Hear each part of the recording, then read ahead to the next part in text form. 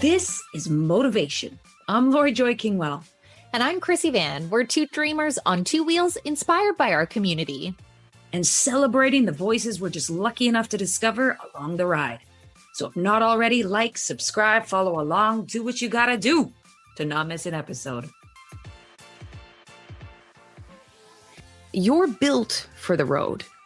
Your bike, it's designed for the ride. The handlebars, the frame, every part of it knows what it's doing. Most accidents, well, they don't come from the road itself.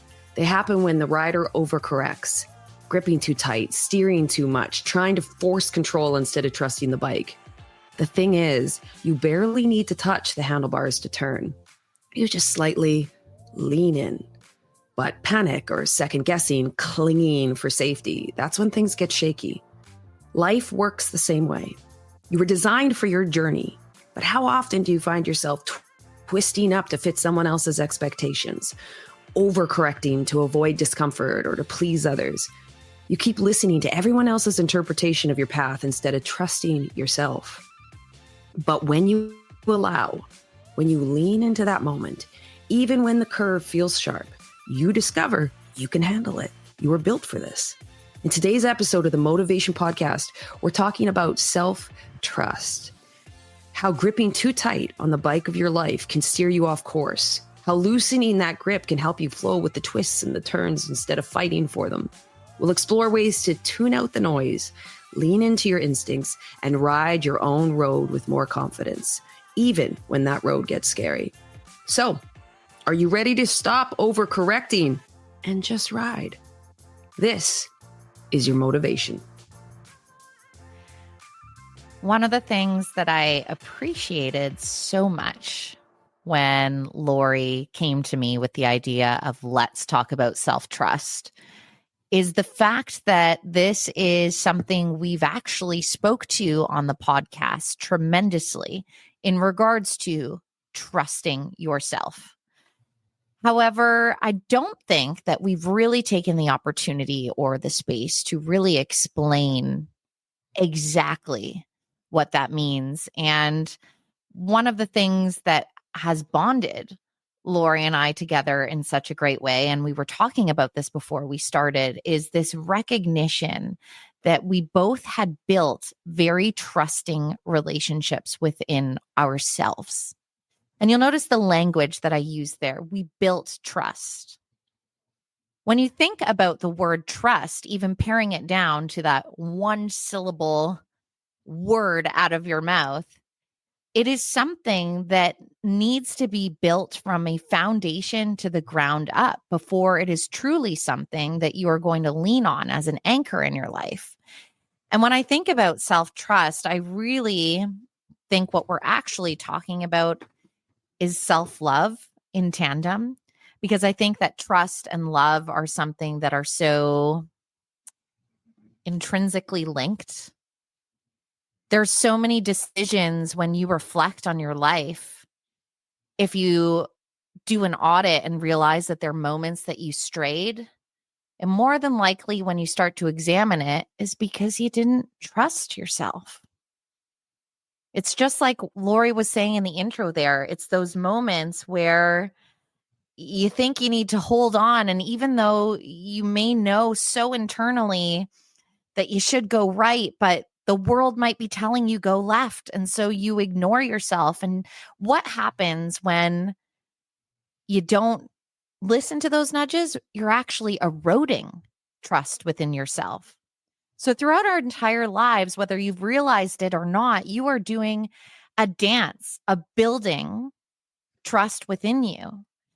And what I think has bonded Lori and I so beautifully is that we have spent years cultivating and doing the work in this to the point that when you have that trusting relationship, it makes it so much easier to flow in the life that I think directionally we're meant to go. And I know that we always say, you know, whether it sounds woo or not, depending on what your belief system, but I truly feel there are certain elements in our life based on the qualities and characteristics that we were gifted with and that we hone that we're meant to do. And when we're very quiet, Lori and I often talk about those nudges of directions that we're supposed to go.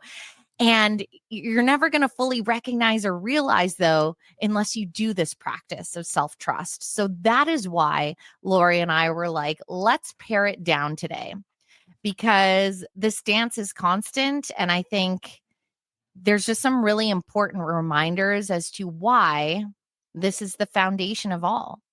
Gut, intuition, trust, confidence, self-love.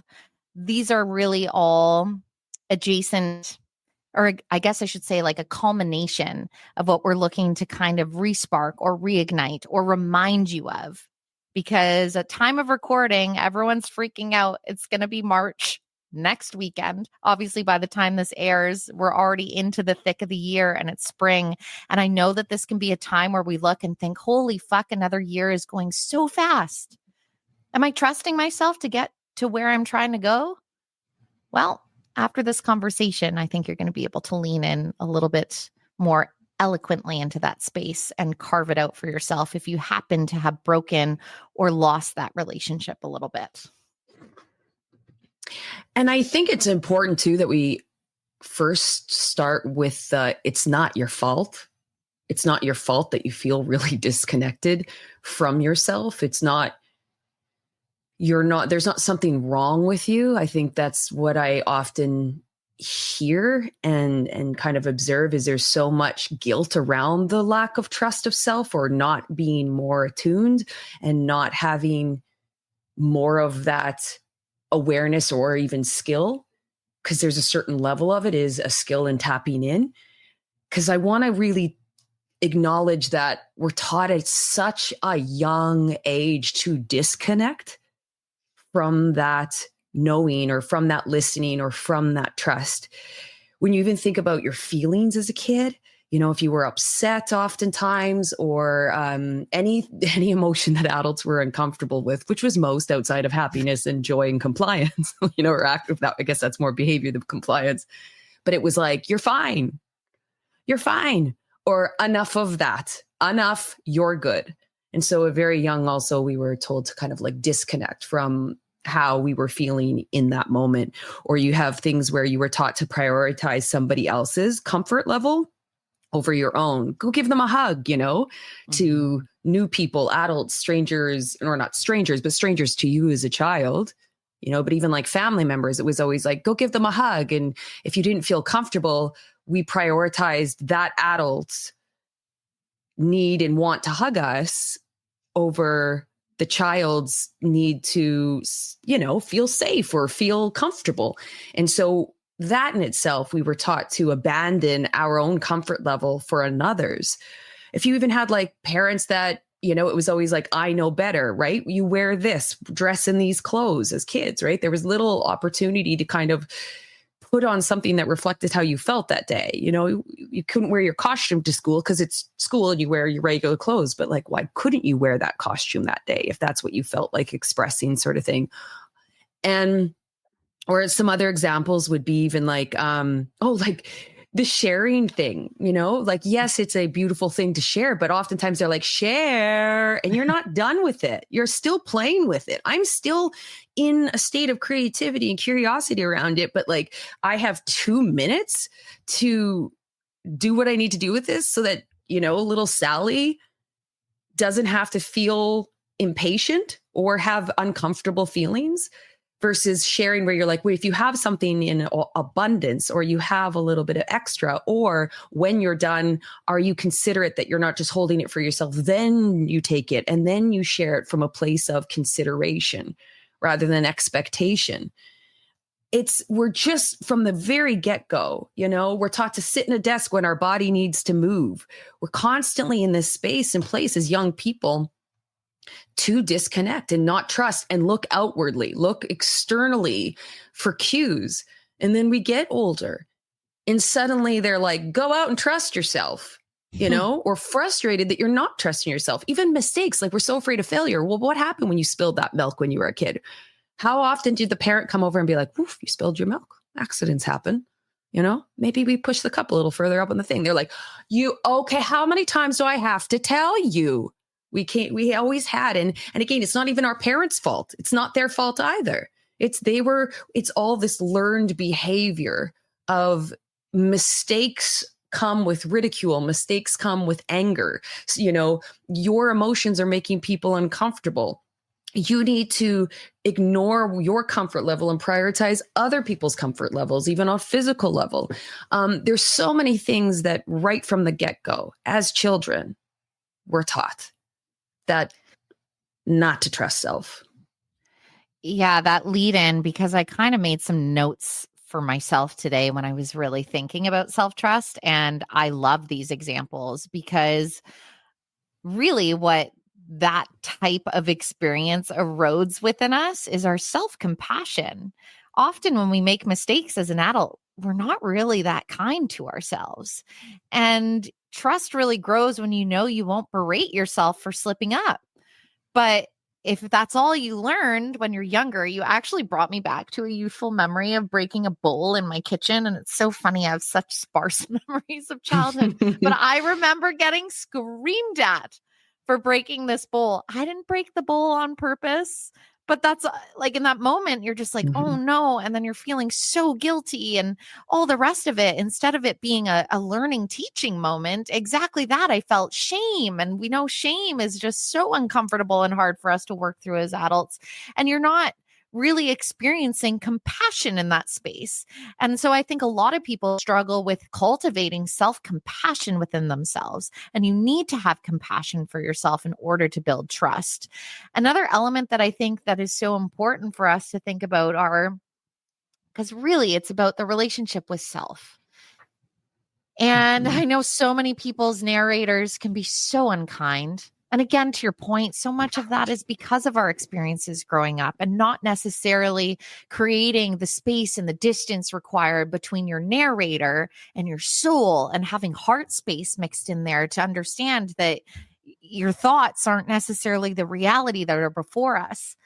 But something that I think that we kind of learn to do quite young as well, and if we don't catch it, can keep tripping up in a way that is going to break trust within ourselves or perhaps just add to a shaky foundation.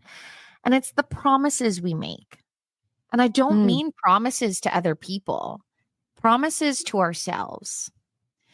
You think of goals that you have or things you want to cultivate within yourself as tools to be a better, I don't even want to say like a better way to flow through life, but just even if, let's say, you were on a journey of building awareness within yourself. And I hate the example of New Year's resolutions, but when people are like, I'm going to meditate every morning and then I'm going to have a glass of cold water and have a cold shower. And the list is always so big. And we know that those resolutions never stick. We're breaking promises with ourselves from the get-go. Maybe in this week, you're like, I'm going to go for one walk this week because seasonal depression's been kicking my ass. I haven't seen the sun and I know that it's going to be good for me, but you don't do it. And then how do you feel inside? You feel disappointed in yourself. You don't show compassion to yourself. You feel like I failed that little mission.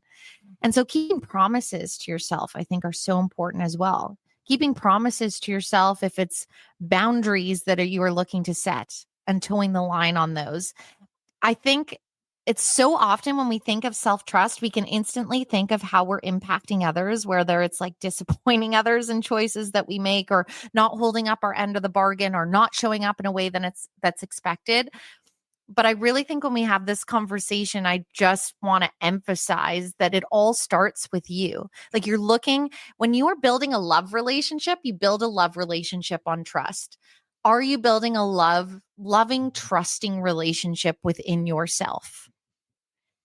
Like that's kind of where I queued it up from the beginning, because I'm just like, that self-love and self-trust are two things that I think are the two sides of the same coin. Like you cannot have one without the other. And I think we're in a society right now that struggles a lot with self-love and self-trust. And to your point, there's so many outside influences that are telling us how we should be. You shouldn't have acted like that. You should feel shame. I can't believe you failed. I can't believe you did that. And so no wonder we have difficulties queuing out that noise. But I'm like, we have to start thinking of how we can intentionally build within ourselves so that it can become more of the default setting versus going the other way, where we allow the noise to fill in and you start going down a path that's not intended. And again, what I said in the beginning there, those audits that we have where all of a sudden you realize I was meaning to go in one direction. I ignored myself. I ended up somewhere I completely didn't want to be. And it felt like total fuckery. Oftentimes it is because we abandoned ourselves a little bit. It's a learning experience, but it still feels shitty sometimes in the learning experience where you're like, fuck, I should have just trusted myself. Yeah, because that's just it, right? Like we're taught so young to trust others over our own selves and to look externally for that validation to say that we got it right. We moved in the right direction by people, whether that's verbal validation or how they come closer to us and how they connect to us, even though we've abandoned ourselves and disconnected from self.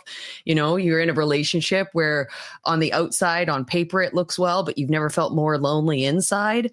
And it's the truth of like, rather than at that young age where it would have been so imperative to be teaching and guiding, not even teaching because it's already there, but helping guide and support that looking inwards and asking of self. And so that you build that trust with self, because just like you said, it's a relationship with, if you were with, like, think of the amount of things where we show up for other people in a way that, builds trust or shows that like, hey, you can rely on me. I follow through when I say I'm going to do something for you, with you. A good example would be even as simple as, like you said, the drinking of the water. Like I could hydrate more. That's a simple thing. Our body needs it. It makes such a big difference in how often the next day comes and we don't even uphold that for ourselves of just drink the water, just take the cup to the faucet and fill it and drink it.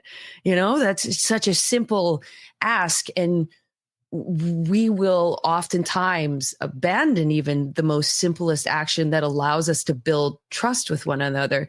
And we kind of go like, again, why do we do that? And that's the key. Those are the key elements to actually start to do just that, of drink the water. But one of the things that we have to is like, where's the resistance coming from?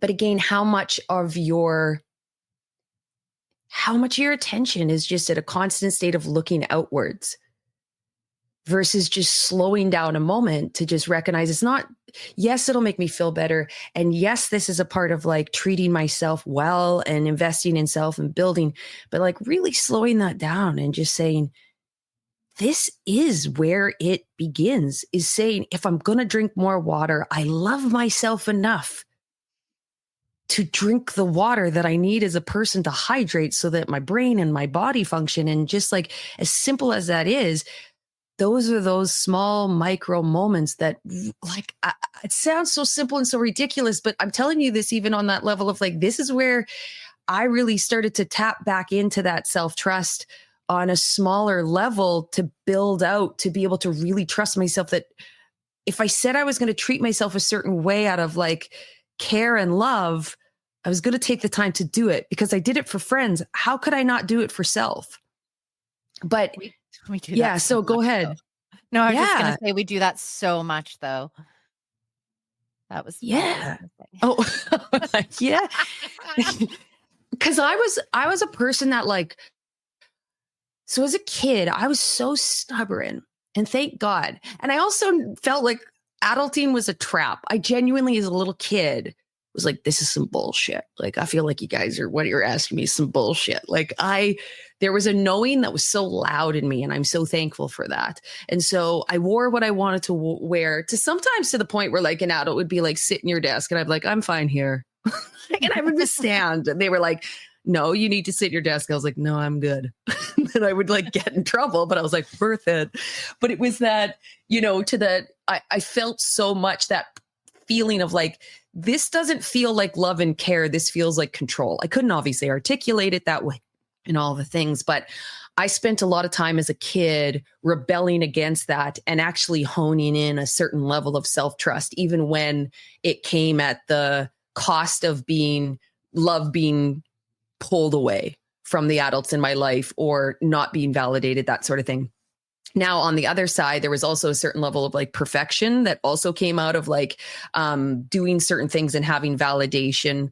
So to kind of pull this together is in certain areas in my life, when it came to listening to my gut instinct, I was very attuned, very quite fine attuned because of how I rebelled as a child and did it anyways. And I usually had evidence afterwards that even though it was hard and even though there was some repercussions, it absolutely was worth it in the end. So I built up a lot of self-trust, which allowed me to take some huge risks later in life. And I still do when my gut speaks to me. And it almost always, if not always works out. Even if it doesn't look on the surface, that, you know, it doesn't look as fun, like, or it doesn't look like, let's say, moving from the Caymans to Vancouver, you know, like on paper, it was a gut feeling, but on paper it looked like, why would you leave there? And why would you, even though Vancouver is beautiful and things like that, like, why would you leave? But it was a gut instinct. And even though it wasn't beaches and Sunday boat rides the same way, it was a lot of heartbreak and illness and all those things. It was exactly where it was supposed to be. I learned more about myself than any of the years almost combined prior. I met some of the most, you know, like it just paid off in dividends. It was where I was supposed to be. But the other component was I had very little self-trust when it came to doing really challenging things and being shitty at it, because there was so much criticism growing up that I did take to heart. And there was so much competitiveness and cruelness in the community. Even, like, don't get me wrong, amazing people. I love my hometown. I love everything, but it was a tough town and everyone was tough on each other. And I was really tough on people. And I still really struggle sometimes not to be really judgmental and tough. So it was a lot of criticisms. Everybody was watching everybody's move. Everyone had a lot to say about it. And so there was a level of like perfectionism that came. And so if I wasn't able to, I had a hard time doing things unless I felt like I was close to looking like perfection, if nothing else. But inside, I was like really critical and really hard on myself and all those different things. And I looked for a lot of external validation. And it's these small things that I recognize I couldn't trust myself on the back end in many ways to show up for myself on a daily basis. I could show up for myself in these really big moments of gut intuition and big moves, or resistance to people that told me I should be something, or I was fuck off. But when it came to where I did want to do things, I had to be perfect at it. I had to be, or else I would almost feel like that paralysis of fear that it's like, I can't handle the criticisms that would come if I'm not perfect at this thing that means something to me. Does that make sense? It really does. And it's just fascinating to me because we started the conversation saying the self-trust that we built in ourselves is something that you and I recognized in each other, because it shows up in how we live our lives in present day, 2025. Holy fuck, how'd we get here? Right. But my youthful years were so different in the element. I didn't rebel.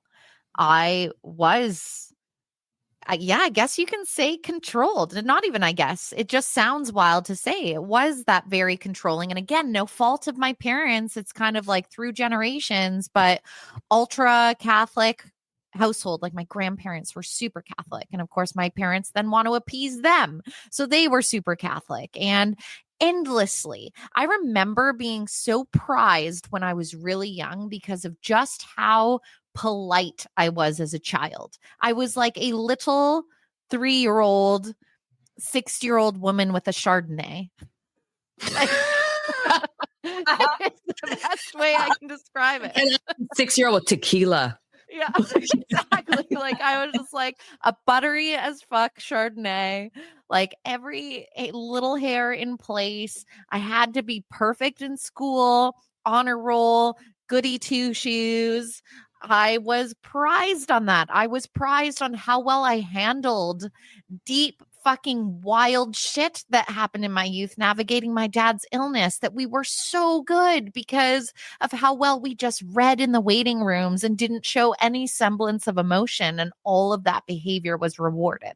Mm-hmm. And so that means I spent my biggest learning years. I actually hate saying that because we can learn at any time, but you know what I mean, Lori, when I say our ability to absorb. Our most like, developmentally critical times of like wiring how our personalities are, how the world works, our framework. That's where our framework of life begins. That's why you're my co-host. Exactly. That was like perfectly said, and I would not have been able to say it that way. It's 100% that. And so I spent those years of my life abandoning myself. Mm-hmm. And it's interesting because when I was in my early 20s, significant life shakes happen. Those first few rock your worlds, didn't expect it to happen on an idle Tuesday type of moments. And very quickly through that, I rebelled. Like it was this internal rebellion of I want to live a big life. I want to live an adventurous life. I want to live a life not afraid.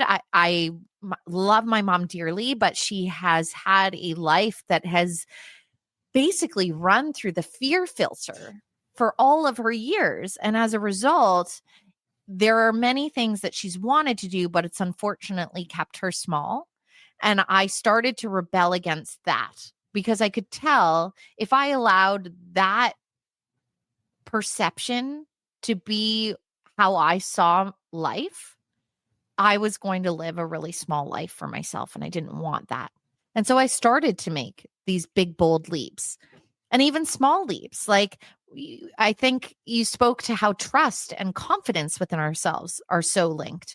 And I started to just have the confidence and the audacity to put I quite literally printed my fucking face on a shopping bag and embroidered my resume on the back of it and sent it to the CEO of Rogers Media when I had no business to do so.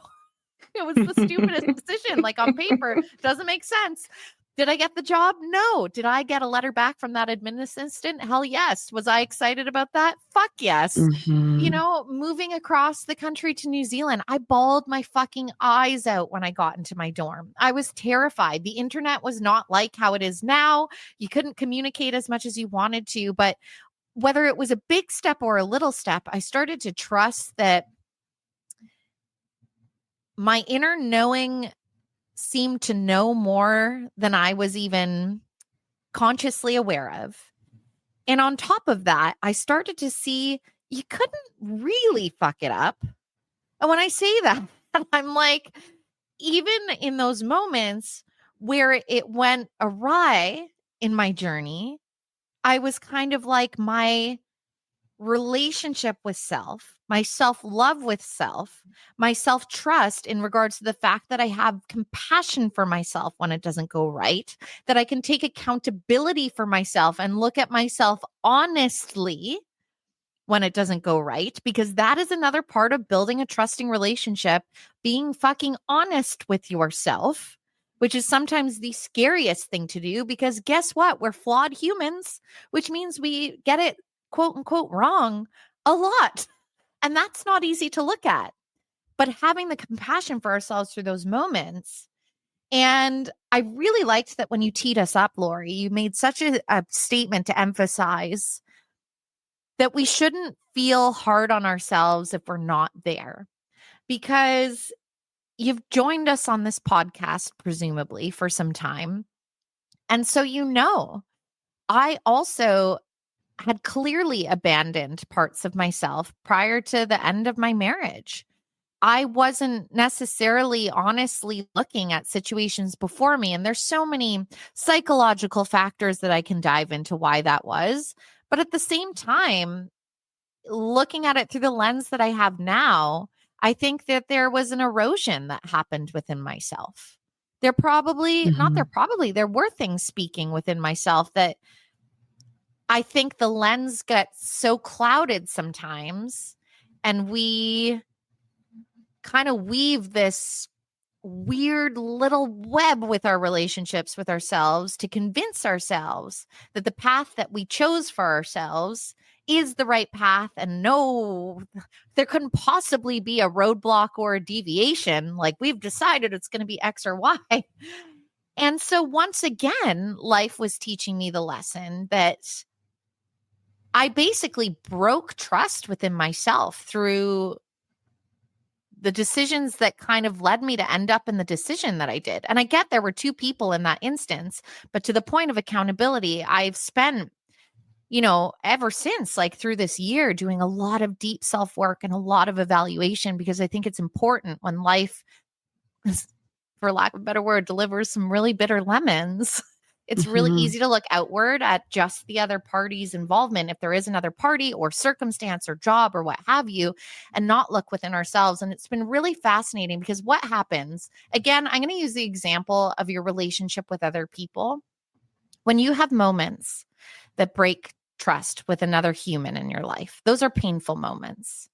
And often, if there is a shared goal to mend that broken trust, it takes time to build it once again. But when you do, typically, it's so much richer. It's so much stronger. The foundation that you put back together is so much better than when you started before. And so at any time in life, you have the same ability to do that within self. And so I kind of loved when Lori presented this to me, because obviously, my birthday coming up is a significant anniversary. It's also the blind side of a 20-year relationship coming to an end. And when I really peel it back, so much of my journey was rebuilding trust within myself. And since that moment, especially stepping into this year, I've been making some bold decisions and what could be looked at as random moves professionally, romantically, like with friendships, all the rest of it. And it's been so fascinating to navigate through this chapter, because my relationship with myself and my trust within myself is so fucking solid. My listening, it's like the volume, I don't even know. I went from those shitty ass headphones that you had with your Discman in the 90s to noise canceling, incredible expensive headphones on my ears kind of thing. Like, that's how in tune I become. Basically what I'm trying to say, and maybe not saying it so eloquently, but you have the ability to make that relationship deeper and richer at any point. But the only path to get there is to get really honest with yourself. And as we teed this conversation up, there are so many elements from how you grew up in those developmental years that contribute to this journey. And there's so many moments in life and so many distractions that are tempting, because it's easier sometimes to end up on someone else's path or do it their way. But when you really look at it, it's not that easy, because I feel like that's where we actually see so much discontentment in our society today. And it's because people have abandoned themselves and forgotten what it looks like to self-trust. And subsequently, that means they're not in as loving a relationship with themselves as they could be. There's so much that you just said, and I kept thinking, oh, that's where I'm going to go off of. And there's so much wonderful thing that you said that I was like, I don't even know where to begin after that. So I'll just kind of preface it there, where I might be taking a hard left. My apologies. Also, I microdosed this morning, and I did yesterday, and I worked, and it was wonderful. It was super focused. Today, that microdose is hitting very differently, and I'm here for it. And I love that we're recording while this is happening, but my brain keeps being like, oh, and this, and oh, and that. And like, so here we are. I love this for us. We're going on a mycelium adventure. 100%, which kind of leads me into my main thought that kind of keeps coming is life is like, really is this experience and this experiment with yourself. And when you're tapping into, how do I trust myself more? How do I build more evidence that like I can handle tough things, that I I will take the space. I will be compassionate. I will love myself through it. I do know to walk in the forest when I feel stressed, and I'll trust that I'll drive myself to the forest. I'll drink that glass of water because I know that it's gonna, that this body needs it, and I need this body. And when you're looking at more as like this experience versus outcome, you're going more internally. And you're going like, well, what would that look like to build more trust so that I can go out there and have this experience, take this risk, take this chance.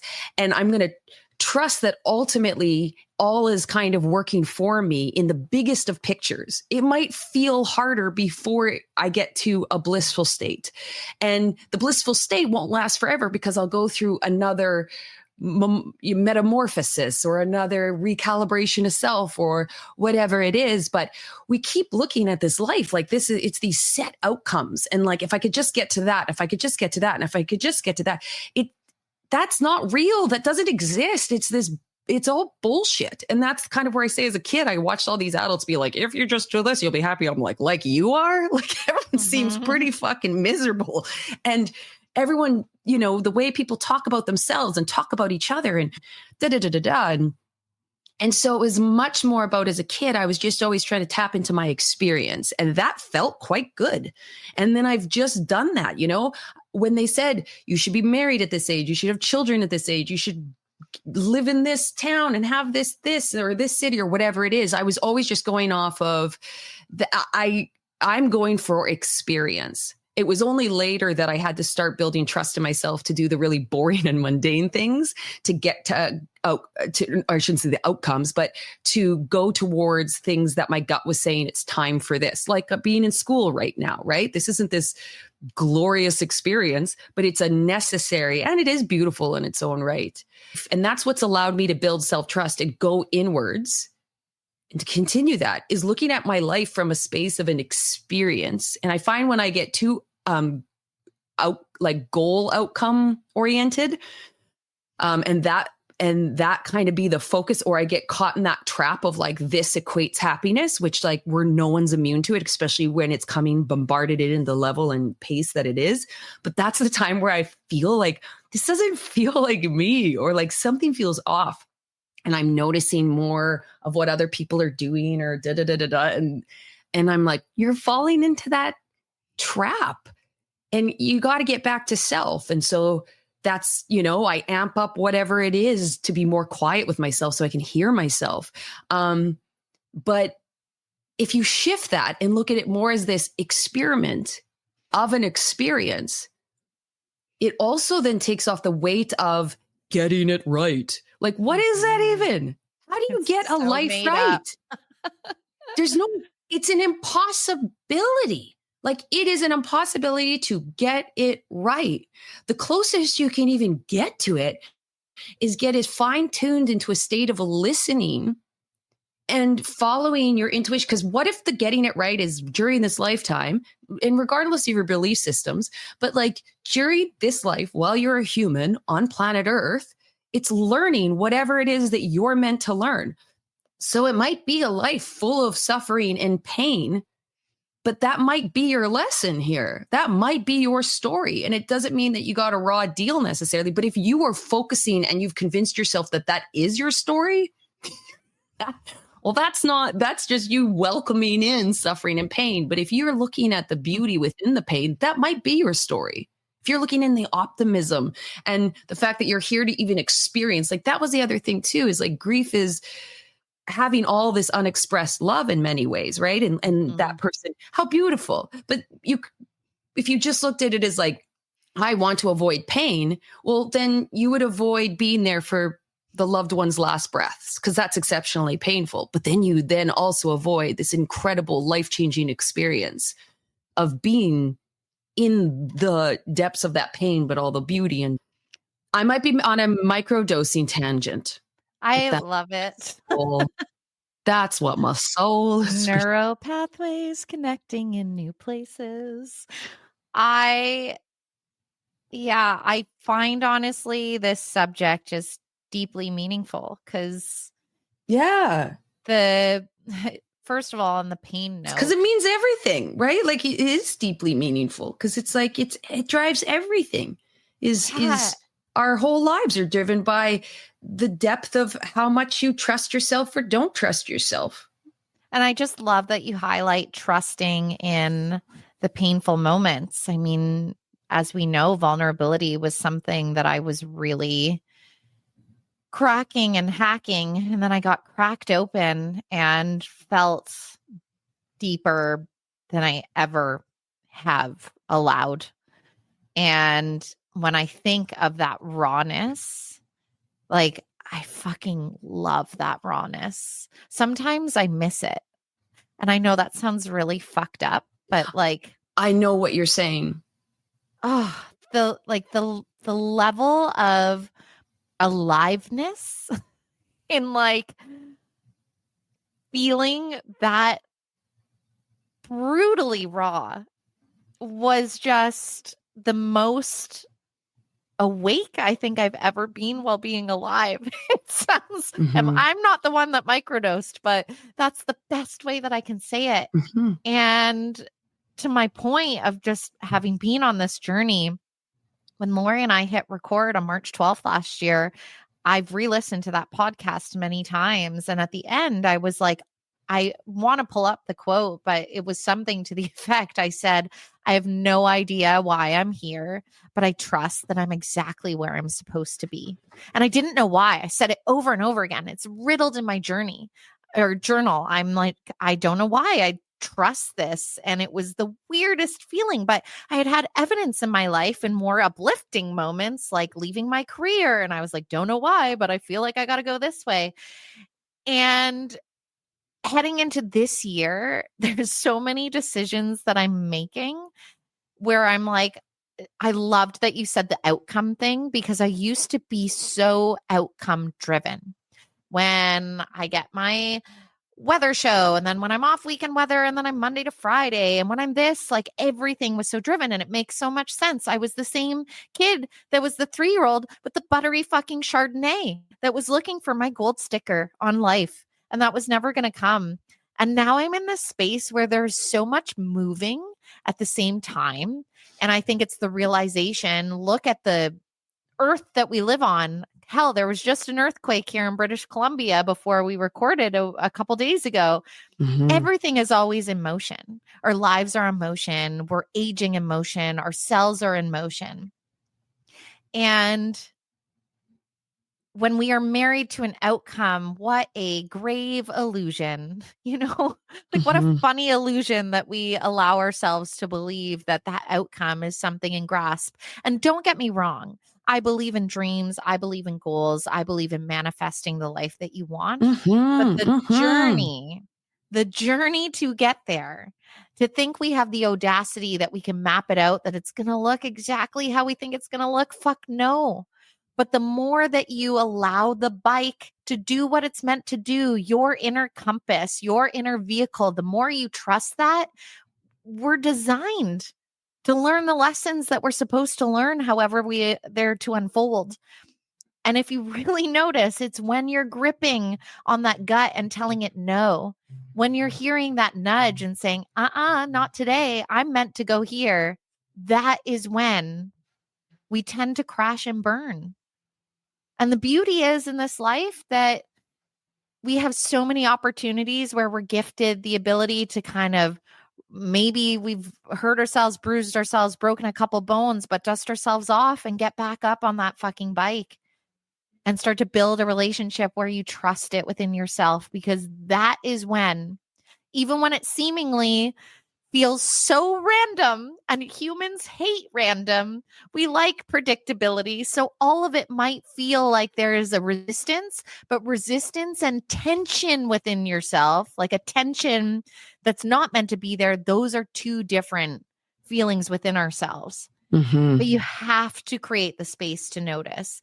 And once you cultivate that trust within yourself, I guarantee there's going to be beautiful gifts that enter your life that quite possibly you never expected in the first place. They wouldn't have been on the vision board. 100%. Yeah. Do we get And to it's, sing? Oh, yeah, no. we get to sing. Let's do a psychedelic version. What would that sound like? 70s, like Wah, wah, wah, wah, wah, wah, wah, wah.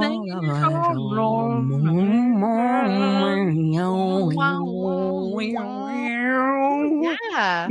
A whammy bar. You had a little I whammy love bar it. in there. If I played a guitar, I would whammy bar excessively. I was going to say excessively. 75% of the song would be whammy bar, without a doubt. 75% whammy.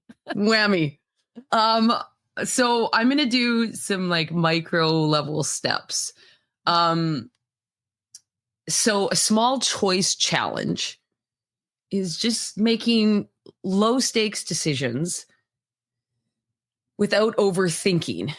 And so when I always say overthinking, it's that like, oh, well, what would they think? And what would they say? And, like, well, is that going to work for them? Or is that going to work for her? Or like, how's that going to affect? Like, as soon as you start to do the, like, oh, the look out there, making those small decisions of even just like, I want to make that. I want to wear this. I'm going to leave at this time. I'm going to, and I know that you can really kind of experiment with it because depending on what your day-to-day life looks like, you got other people you have to consider to some degree, obviously, like children, family members, whatever it is, colleagues.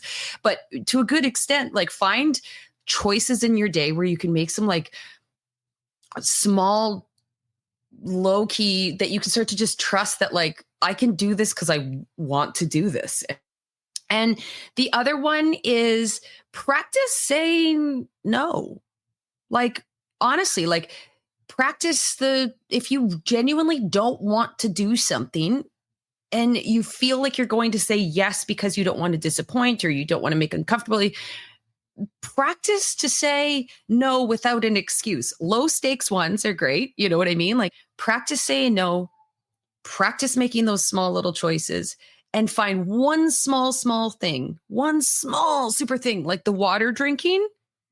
And you make a deal with yourself that you're going to have how many glasses of water? What is it going to like to optimize it kind of thing? But like do it with love, not like I have to do this. Oh, I should drink more water. Like, oh, I love you, body. I love you, brain. I'm gonna hydrate you. Like, look at, and every time you hydrate yourself, give yourself a little love. Like, okay. And your brain and body being like, thank you for that. Like the same way you would interact in a relationship when you show up for other people, show up for yourself in that same way. Give yourself that gratitude. Give yourself that validation. So those are mine. I like how you ended that because, and I know I stopped you when you said it earlier today, but I'm like, it's so true. We're so quick it's the same with self-talk. I know ages ago we did a podcast about negative self-talk and I'm like, you wouldn't speak to a friend like that. Why would you do it to yourself? And it's kind of like, you wouldn't treat a friend like that. Why would you treat yourself like that? Mm-hmm. Mine, really simple. We know so many people, including ourselves, have talked about the book, The Body Keeps Score, and your body often knows the truth well before your mind does. When you really think about it, I'm sure you can come up with examples in your own life. So how do you start to build that relationship of getting attuned with yourself? Make the space not to nap, but to sit, lie down, think of a decision that you made or need to make and notice how your body reacts.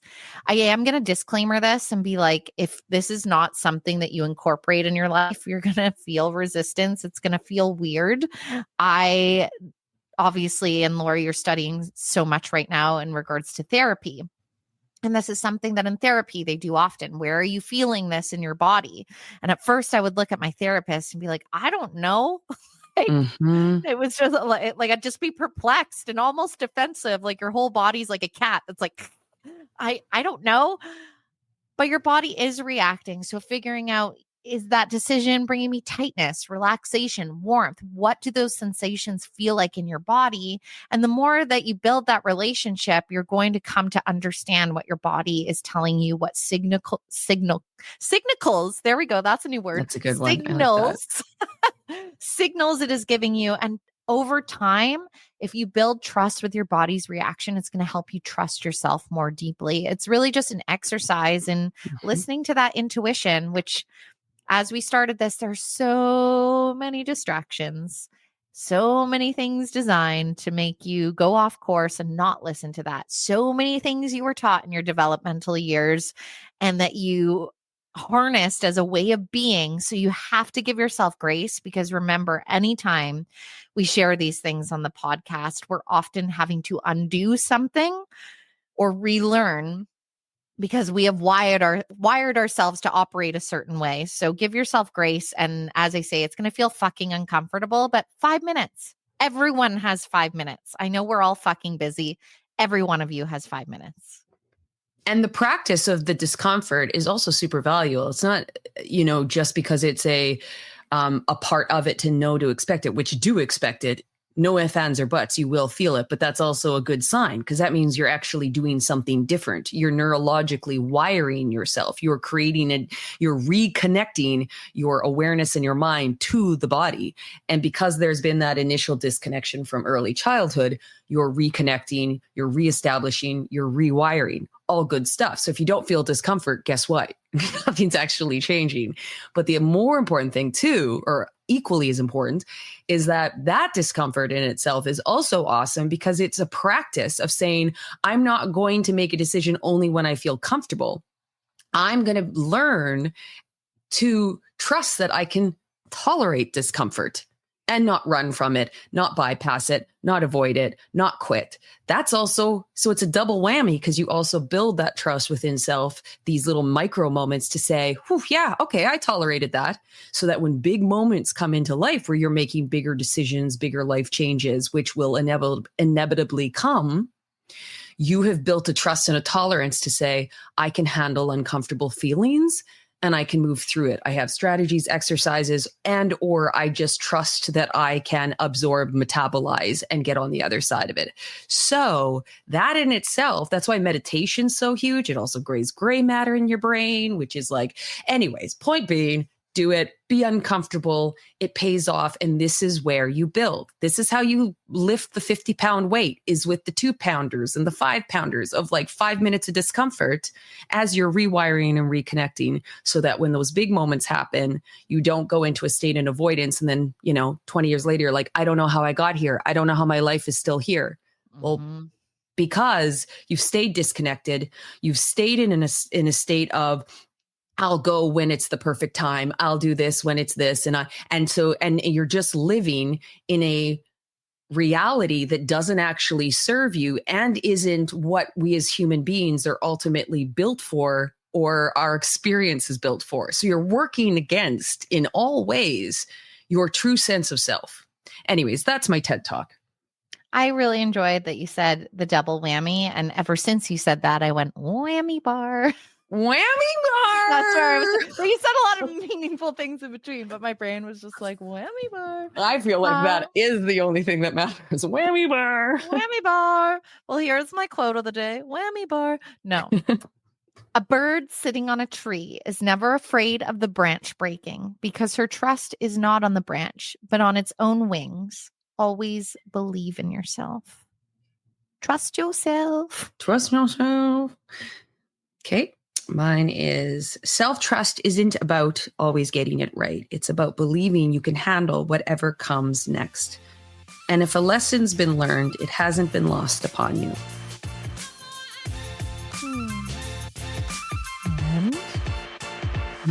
That is your micro-dosing motivation. You've just listened to the Motovation Podcast with your host, Chrissy Van, and me, Laura Joy Kingwell. Thanks for joining us along the ride. We've got new episodes dropping every Monday, and we're all about community. So follow us on Instagram at Motovation Podcast and visit our website at themotovation.com. And in the meantime, tanks full and full throttle.